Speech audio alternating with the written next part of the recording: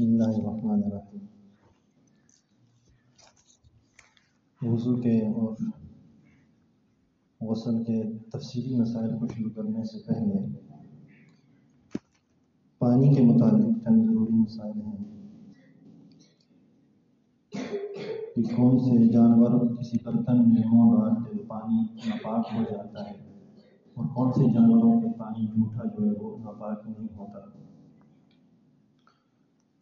یہ سارے احکامات جو آپ کے سامنے بھی ذکر کیے جائیں گے یہ مائع قلیل کے بارے میں، جو ہمارے گھروں میں برتنوں میں پانی ہوتا ہے، بالٹی میں، گیلن میں، ٹنکی میں، یہ تھوڑے پانی کے لیے یہ احکامات۔ مائع کثیر کا حکم تو یہ ہے کہ اس کے اندر اگر ناپاکی گر بھی جائے اور وہ پانی بہہ رہا ہو، جاری ہو، اس کے اندر اس کے آثار نظر نہ آئے تو پانی پاک ہی رہتا ہے۔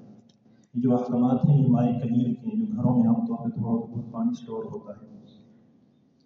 اس کے متعلق دو قاعدے ہیں۔ نمبر 1، ہر وہ جانور جس کا گوشت حلال ہے اس کا جھوٹا بھی حلال ہوگا۔ وہ کسی برتن میں منہ ڈال دے تو برتن بھی پاک رہے گا اور پانی بھی پاک رہے گا۔ اور دوسرا اصول ضابطہ یہ ہے کہ وہ جانور جو ہیں تو حرام لیکن ان سے بچنا مشکل ہے، دشواری ہے، تو ان کے جھوٹے پانی کے اندر تھوڑی خفت آ جائے گی، تھوڑی تخفیف آ جائے گی، حکم ہلکا ہو جائے گا۔ تو سب سے پہلے وہ جانور کے جن کا جھوٹا ناپاک ہوتا ہے، یہ درندے جتنے بھی ہیں، حرام جانور، درندے، شیر ہے، کتا ہے، خنزیر ہے، یہ ایسے جانور ہیں کہ ان کا جھوٹا بالکل حرام ہے، ناپاک ہو جائے گا۔ برتن بھی ناپاک ہے، پانی بھی ناپاک ہو جائے گا، پانی کو گرانا پڑے گا، برتن کو 3 بار دھو کے پاک کرنا پڑے گا۔ اس کے علاوہ کچھ جانور ہیں جو ہیں تو حرام لیکن ان سے بچنا مشکل ہے، جیسے بلی ہے، سانپ ہے، چوہا ہے، چھپکلی ہے، یہ ایسے ہیں کہ ان سے بچنا مشکل ہے، یہ ہر گھر میں آتے جاتے رہتے ہیں۔ تو یہ اگر کسی برتن میں منہ ڈال دیں تو ان کا وہ برتن اور پانی کا کیا حکم ہوگا؟ وہ برتن اور پانی مکروہ ہو جائے گا۔ یعنی اگر مکروہ کا مطلب یہ ہے کہ اگر اس کے علاوہ آپ کے پاس کوئی اور پانی ہے تو آپ اس کو چھوڑ کر اس پانی سے وضو اور غسل کر لیں، اس کو گرا دیں۔ لیکن اگر آپ کے پاس کوئی اور پانی موجود نہیں ہے، یہی پانی ہے، تو پھر آپ اس پانی کو وضو میں اور غسل میں استعمال کر سکتے ہیں۔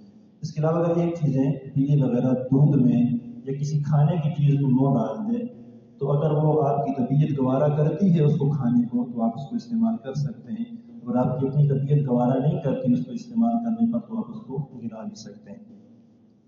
وہ مرغی جو گھروں کے اندر نہیں ہوتی بلکہ باہر محلے میں پھرتی رہتی ہے، اس کو تجارت المحلات کہا جاتا ہے، گھروں سے باہر نالیوں میں گندگی کے ڈھیروں پر پھرتی رہتی ہے، یہ مرغی تو حلال ہے، لیکن یہ مرغی بھی اگر کسی پانی میں جو باہر پھرنے والی مرغی ہے یہ کسی برتن میں منہ ڈال دے، چونچ ڈال دے تو وہ پانی بھی مکروہ ہو جائے گا۔ اس کے علاوہ اگر آپ کے پاس پانی موجود ہے تو وہ استعمال کریں، ورنہ اس کو استعمال کر سکیں۔ جو گھر کے اندر مرغی ہے جو پاک، آپ کو پتہ ہے کہ اس نے دانہ اور روٹی وغیرہ ہی کھایا ہے اور کچھ بھی نہیں کھایا، تو وہ اگر کسی برتن میں منہ ڈالے تو وہ پانی پاک ہی رہے گا، برتن بھی پاک رہے گا۔ اس کے علاوہ بکری ہے، گائے ہے، بھینس، جتنے جانور اور پرندے حلال ہیں وہ اگر کسی برتن میں یا پانی میں منہ ڈالیں گے تو ان کا جھوٹا بھی پاک ہوگا اور برتن بھی پاک رہے گا۔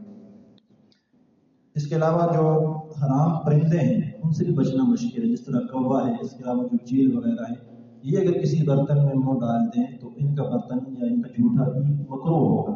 اگر آپ کی طبیعت مانتی ہے استعمال کرنے کو تو آپ استعمال کر سکتے ہیں، اگر نہیں مانتی تو آپ اس کو چھوڑ سکتے ہیں۔ 2 چیزیں ایسی ہیں، خچر اور گدھا، یہ اگر کسی برتن میں منہ ڈال دیں تو ان کے حکم تھوڑا سا مختلف ہے۔ حکم تو ان کا پانی مشکوک بن جاتا ہے، مشکوک کا حکم پھر یہ ہوگا اگر آپ کے پاس جس برتن میں گدھے نے یا خچر نے منہ ڈالا ہے اس پانی کے علاوہ کوئی اور پانی ہے یا نہیں، اگر آپ کے پاس اور پانی ہے تو آپ اس پانی کو ضائع کر دیں، اس پانی کو استعمال کریں۔ اگر آپ کے پاس اور مزید پانی نہیں ہے، بس یہی ایک برتن، ایک بالٹی تھی جس کے اندر گدھے نے یا خچر نے منہ ڈال دیا، آپ اس کو جھوٹا کر دیا، تو پھر آپ کے لیے 2 حکم ہوں گے۔ آپ پہلے اس خچر یا گدھے کے جھوٹے پانی سے وضو کریں گے، وضو کرنے کے بعد اس باقی پانی کو گرا کر پھر ساتھ تیمم بھی کریں گے۔ دونوں کام آپ کو کرنے پڑیں گے جب خچر اور گدھے کا جھوٹا پانی آپ کے سامنے آئے۔ اللہ تعالیٰ اللهم انت السلام ومنك السلام تبارك ربنا وتعالى يا ذا الجلال والاكرام ولا تقبل منا انك انت السميع العليم وتب علينا انك انت التواب سمعنا وأطعنا وغفرانك ربنا اليك المصير آمين.